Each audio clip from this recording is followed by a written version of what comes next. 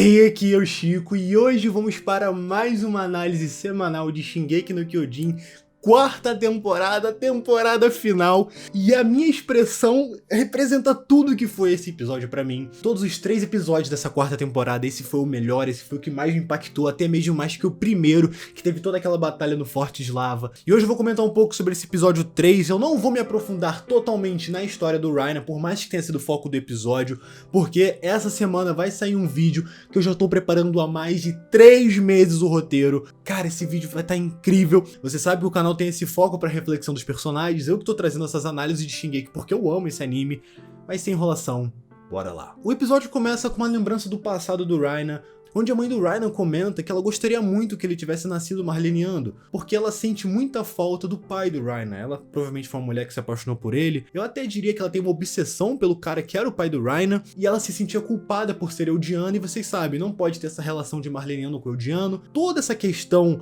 preconceituosa que eu vou abordar em vídeos futuros, tem um vídeo incrível que vai sair pra vocês falando sobre toda essa questão de opressores e oprimidos, mas tá, vamos focar no episódio. E o Reiner, desde pequeno, ele cresce com esse sentimento, o sentimento que se ele se tornar um guerreiro, ele pode finalmente se tornar um marleniano honorário e assim poder ser o herói, vai viver com a mãe dele, com o pai dele, vai ter a família que ele sempre quis por perto, e por isso essa foi a primeira e principal motivação do Reiner que guiou ele durante toda essa trajetória. Ele queria dar felicidade à sua mãe, ele queria encontrar o seu pai. E pouco tempo se passou e Marley decidiu selecionar os novos guerreiros para ocupar o Titã Blindado, a Titã Fêmea, o Titã Colossal, o Titã Mandíbula, o Titã Quadrúpede e o Titã Bestial. Só que só temos 7 candidatos a guerreiros, enquanto somente há 6 vagas. E isso é um problema, alguém vai ficar de fora. E logo no começo do episódio, o Porco, que é irmão do Marcel, aquele cara que estava na missão com o Reiner, que foi comido, ele já chega dizendo que o Reiner que vai perder, vai ficar de fora porque o Reiner não tem nenhuma aptidão, a não ser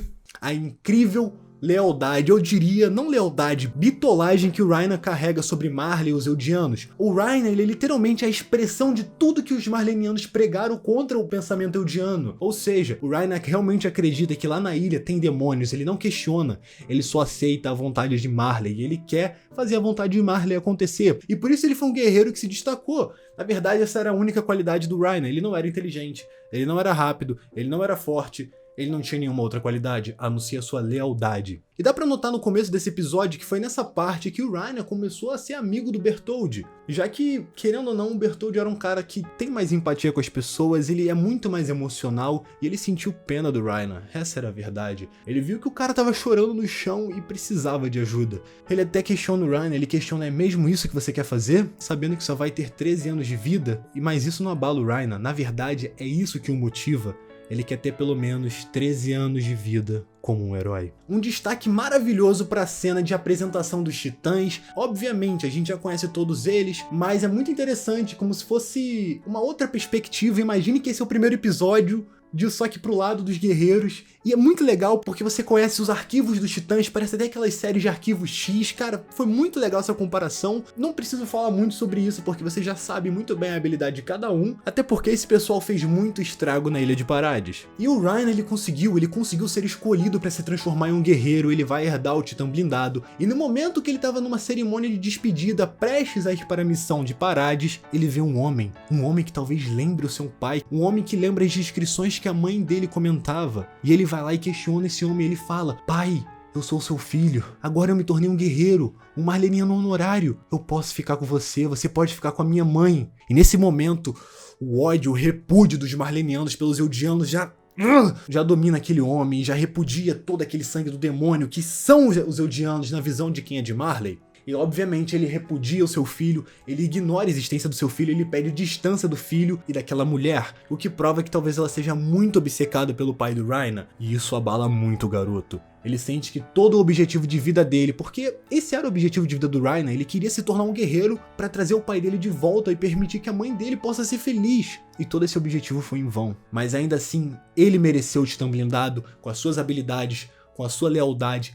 Ele foi escolhido para herdar o Titã que destruiria a muralha. E logo no começo da missão de invasão à Ilha de Parades, a gente já vê aquele flashback do passado do Reiner, da Anne e do Bertholdt, onde o Marcel ele protege o Reiner de ser comido, mas antes O Rhyna estava abalado nesse momento, e foi por isso que ele foi pego de surpresa, porque na noite anterior o Marcel pede desculpas pro Rhyna. Ele se desculpa porque ele mentiu. O Marcel, na verdade, exaltou as habilidades do Rhyna enquanto diminuiu as do irmão. O Marcel amaldiçoou o Rhyna e por isso ele se desculpa. E talvez uma forma de se redimir fosse se sacrificando e deixando o Rhyna viver mais um pouco. E o Rhyna corre, ele fica assustado, atormentado, com medo. Ele conseguiu vencer da Annie pela primeira vez na corrida, de tão assustado que ele tava. E a missão já começou falhando. Annie e Bertold querem voltar pra Marley e dizer que perderam. Não adianta, perdemos Mandíbula, perdemos o líder. O Marcel era o líder deles. E o Rhyna não. O Rhyna fica assustado porque ele sabe que se voltassem e conseguir o fundador, ele vai perder a posse do blindado, ele vai ser comido e toda a sua vida vai ter sido em vão, e ele não vai se tornar o herói que ele prometeu que seria. Então ele ameaça Annie, ameaça dizendo que provavelmente, se eles voltarem, Annie e Bertold também serão comidos e terão a posse dos titãs passados para outros guerreiros. E a Annie fica enfurecida porque ela precisa voltar, ela precisa ver o seu pai, e ela espanca muito o Rhyna. E é nesse momento que o Rhyna percebe que, se eles precisam de um líder como Marcel, ele pode se tornar esse líder. O antigo Rhyna morreu e um novo líder, inspirado no Marcel, vive e vai comandar a missão para destruir a Ilha de Parades e recuperar o fundador. O ataque a Parades começa, vemos a cena do outro lado das muralhas depois que o Titã Colossal destrói o muro e vemos o Bertold assustado, com medo porque a Titã Sorridente aparece. Mas ela ignora o Bertold, talvez por ela ser uma Titã especial ou porque ela estava atrás do Grisha. Essa foi a promessa da Dinah antes de ser transformada em Titã. Em seguida vemos a perspectiva do Rhyna antes de quebrar o muro e ele percebe e não entende por que o Marcel fez aquilo, mas ele tinha que continuar a missão porque o Rhyna seria o herói.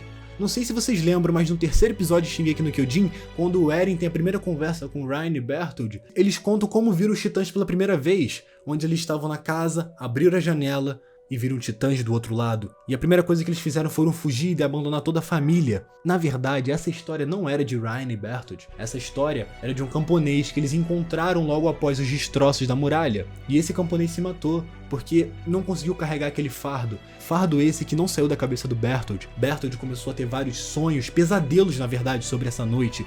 E de como talvez ele amaldiçoou todas as pessoas naquela ilha. Mas ainda assim eles tinham que continuar a missão. Rhyna comandou Annie e Bertold durante todos esses 5 anos. Annie se infiltrava na capital, tanto que ela conheceu Kenny Ackerman, que estava diretamente ligado com a verdadeira família real, Rod Reis, não sei se vocês lembram. Digamos que a Annie, o Rhyna e o Bertold, eles estavam perto da verdade, mas eles não tinham provas concretas de nada. A Annie quer voltar pra casa, ela vê que não tem mais o que fazer, e talvez aquele era o momento de voltarem pra casa. Mas não, o Rhyna não aceita. Ele quer pressionar o Titã Fundador e por isso ele decide destruir a muralha Rose. Nota-se que quando o Rhyna se alistou, as palavras dele ao entrar no exército foram: "Eu quero salvar a humanidade." Porque na cabeça do Rhyna, o que ele estava fazendo era pelo bem do mundo. E nesse momento temos uma cena que eu acho muito impactante e mexeu muito comigo. O Eren não estava conseguindo se sair muito bem nos testes, e ele solta um comentário que mexeu com o Rhyna. "Rhyna, como que eu posso fazer pra ser igual a você, ou a Mikasa?" O Rhyna, ele era um espelho pro Eren. Ele sempre foi, na verdade, um exemplo de como um soldado deve se portar, de como você deve ser corajoso, encarar os desafios e fazer o que tem que ser feito. E o Rhyna falou isso pra ele, após se ver no próprio Eren caído no chão, chorando, triste, abalado. E durante essa cena, é cortado pro presente, onde o Rhyna tá ajeitando uma espingarda, e ele projeta contra sua cabeça. E o Rhyna decide desistir de tudo porque ele notou que foi em vão a sua vida inteira. Ele lutou por Marley, pela sua mãe, pelo seu pai, foi um soldado, fez amizades, traiu a todos. O Rhyna não sabe mais o que é certo e o que é errado. Ele só percebeu que talvez ele seja o erro nessa história toda e por isso ele decide dar um fim. Mas por acaso ele percebe que tem o Falco, tem a Gabi, tem o Udo, tem a Sofia. Ele ainda tem a nova geração em que ele pode confiar e tentar fazer com que eles sejam as melhores pessoas possíveis. E em seguida, temos a visão do Falco passando perto do hospital, até que aquele senhor do episódio passado, aquele da braçadeira do lado errado, acena pro nosso pequeno Falco e chama pra uma conversa. Eu não teria ido. Olha a cara do maluco, literalmente um maluco, né? E na conversa, o Falco descobre que aquele senhor mentiu, que na verdade ele não estava com problema psicológico e que ele só queria estar ali para observar. E ele faz um comentário muito interessante, a partir da sua observação das pessoas. Ele comenta que se todo mundo que fosse pra guerra soubesse o que ia acontecer consigo, jamais teria ido. Olha o que todo mundo faz com a gente, faz a gente sofrer, tiram a nossa liberdade, tiram o nosso direito de fazer as coisas, tiram o nosso direito de viver, porque liberdade é o mesmo que viver. Se você perde a liberdade, você vive um cativeiro como um gado. Eu já ouvi uma pessoa falar tão parecido quanto esse senhor, vocês conhecem. Na verdade está muito óbvio pela voz dele. E ele é muito otimista com o Falco, ele fala que quer que o Falco viva bastante, e por isso ele deseja que o Falco não se torne um guerreiro, mas o Falco quer salvar uma pessoa. E esse senhor acha muito curioso isso.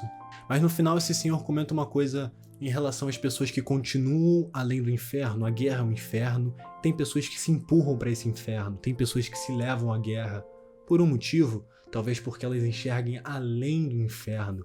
E o que pode ter além desse inferno? A salvação ou um outro inferno. E o episódio finaliza com uma frase de arrepiar: somente aqueles que continuam avançando sabem o que acontece depois do inferno. Bom, galera, esse foi o vídeo, espero que vocês tenham gostado. Deixa seu like, vou tentar editar o mais rápido possível para que saia hoje no domingo ainda. Muito obrigado pela sua atenção de qualquer forma, fica na paz, porque sem paz ninguém é feliz. Essa semana sai um vídeo comentando toda a trajetória do Reiner, entendendo seus sentimentos, seus pensamentos, se ele é soldado, se ele é guerreiro ou se ele não é nenhum dos dois. Espero que vocês me acompanhem nessa jornada. Muito obrigado novamente, eu fui!